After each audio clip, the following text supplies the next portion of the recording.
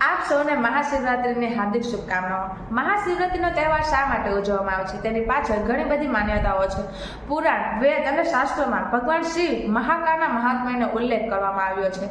ભગવાન શિવ હિન્દુ સંસ્કૃતિના પ્રણેતા આદિત્ય મહાદેવ છે। આપણી સંસ્કૃતિ માન્યતા પ્રમાણે 33 કરોડ દેવતાઓમાં શિરોમણી દેવ શિવ છે। સૃષ્ટિના ત્રણેય લોકમાં ભગવાન શિવ એક અલગ અલૌકિક શક્તિ ધરાવતા દેવ છે।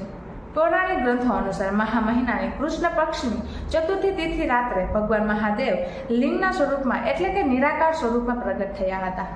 આ નિરાકાર સ્વરૂપની શરૂઆત અને અંત જાણવા માટે ભગવાન વિષ્ણુ અને બ્રહ્મા વચ્ચે સ્પર્ધા હતી, પરંતુ તે બંનેમાંથી કોઈ આ અંગે જાણી શક્યા નહીં।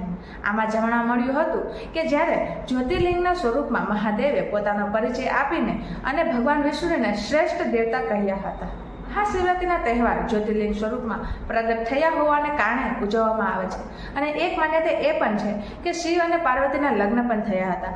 આ માન્યતાના કારણે ઘણા મોટા મંદિરમાં શિવ વિવાહ સંબંધિત પરંપરાઓનું પાલન કરવામાં આવે છે। હર હર મહાદેવ।